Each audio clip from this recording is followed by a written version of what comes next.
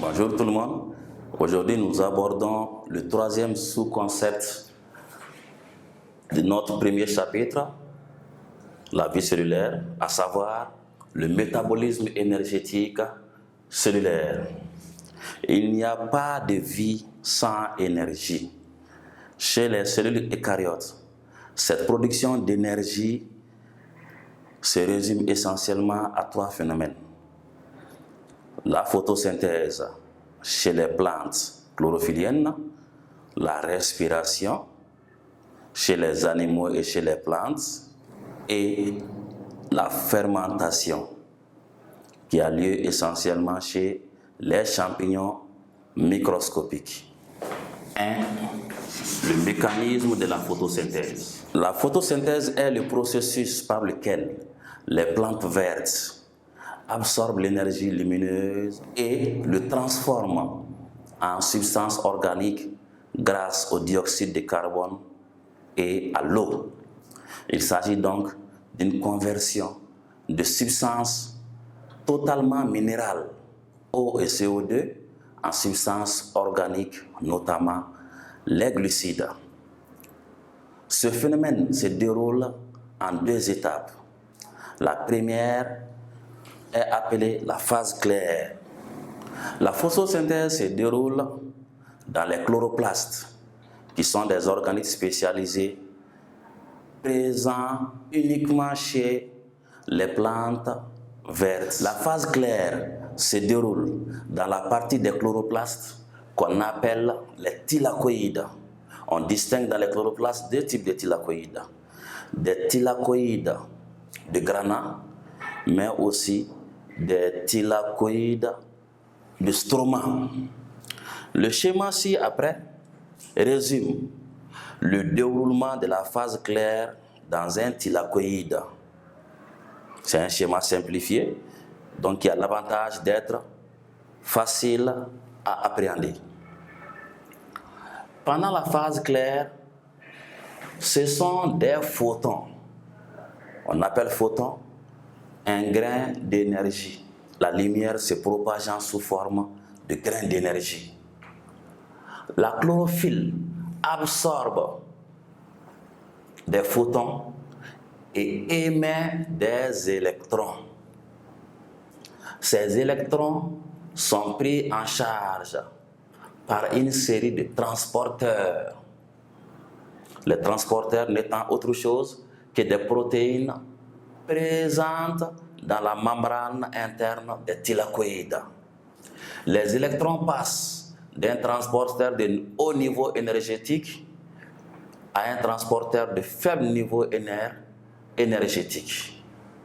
L'énergie libérée lors du transfert d'un transporteur à l'autre, cette énergie catalyse la formation d'ATP, molécule énergétique universelle des cellules, à partir de l'ADP, adénosine diphosphate, et du phosphate inorganique que la plante prélève dans le sol à partir de la solution minérale grâce à ses racines. Les mêmes photons permettent l'hydrolyse de l'eau en ses différents constituants. On obtient de l'oxygène, du dioxygène, des électrons et des protons. Mais puisque la membrane interne des thylakoïdes est imperméable aux protons, ces derniers ne peuvent donc diffuser qu'à travers les sphères pédonculées. Les sphères pédonculées sont des structures enzymatiques présentes à la surface des thylakoïdes. Ces sphères permettent la synthèse d'ATP, d'où leur nom d'ATPase ou ATP synthétase. Les protons qui ont diffusé à travers les sphères pédonculées, cette diffusion-là libère de l'énergie. L'énergie catalyse la formation d'ATP à partir de l'ADP et du phosphate inorganique présent dans le stroma du chloroplaste. Les protons ayant traversé la sphère pédonculée s'associent aux électrons libérés par les transporteurs, puis au NADP, nicotinamide, adénine dinucléotide phosphate, une molécule présente également dans le stroma pour être réduite en NADP H2.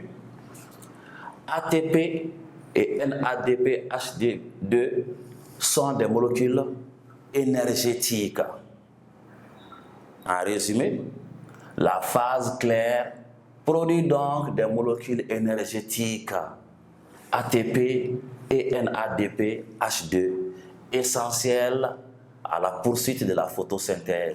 1-2, la phase sombre. La deuxième phase de la photosynthèse est caractérisée de sombre puisqu'elle ne nécessite pas obligatoirement la présence de lumière. Elle se déroule sans lumière parce qu'elle utilise les molécules énergétiques ATP et NADP H2 élaborées pendant la phase claire.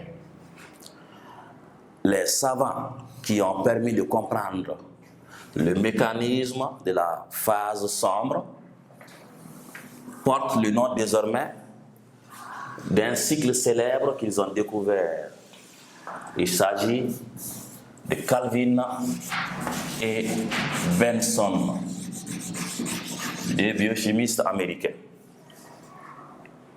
Kelvin et Benson ont pu décrire le déroulement de la phase sombre, qui se résume essentiellement en un cycle donc qu'on a appelé le cycle de Kelvin-Benson. En quoi consiste ce cycle? Naturellement, il y a dans le chloroplaste un composé phosphaté à 5 atomes de carbone. C'est donc un C5P. On l'appelle le RIDP, ribulose diphosphate. Ce ribulose fixe le CO2 absorbé par la plante. Le RIDP se transforme en un composé à 6 atomes de carbone,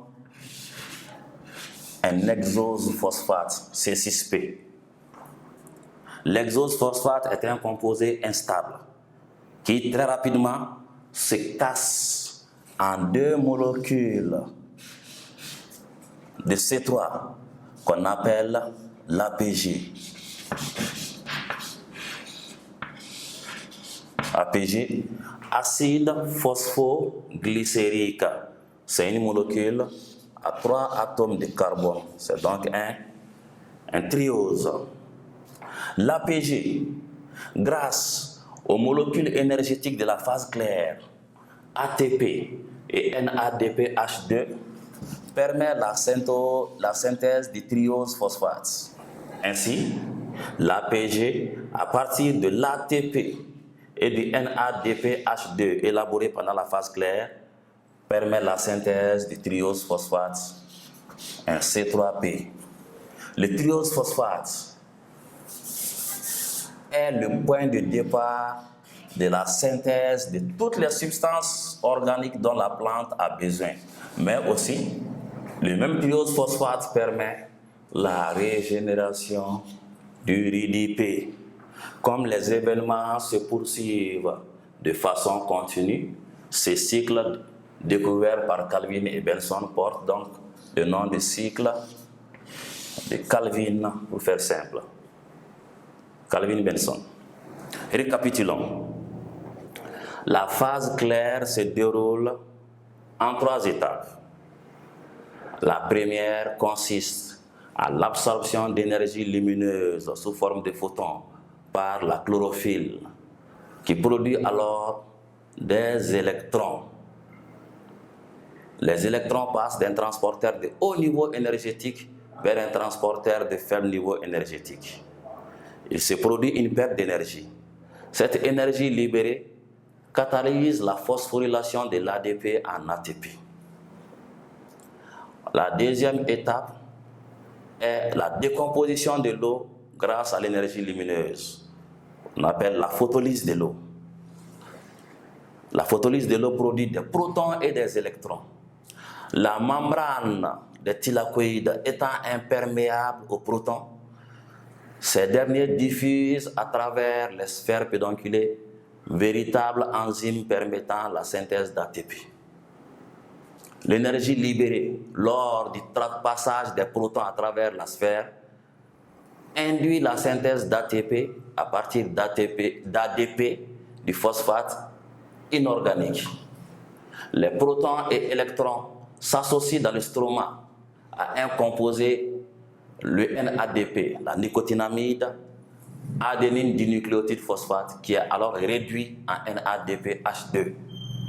La phase claire produit essentiellement du dioxygène qui est rejeté dans les milieux extérieurs, mais aussi des molécules énergétiques ATP et NADPH2.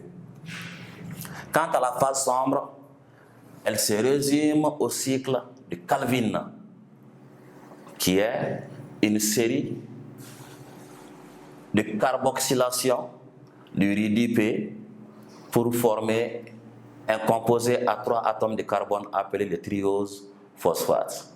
Ce triose phosphate permet la synthèse de toutes les substances organiques de la plante verte et permet également la régénération du RIDP. Bilan de la photosynthèse.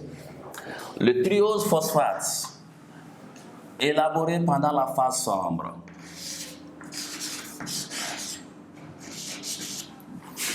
permet grâce à des enzymes la formation du fructose, qui est du C6H12O6. Le fructose, grâce à une autre enzyme, une isomérase, est converti en glucose, C6H12O6.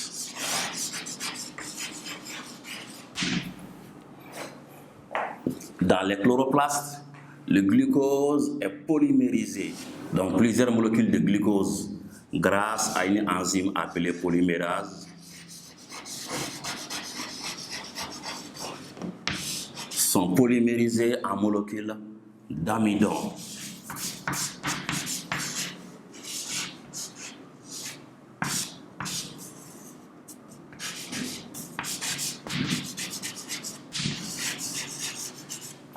La réaction libère de l'eau. Ainsi, la photosynthèse produit essentiellement du glucose qui est mis en réserve dans les chloroplastes sous forme d'amidon.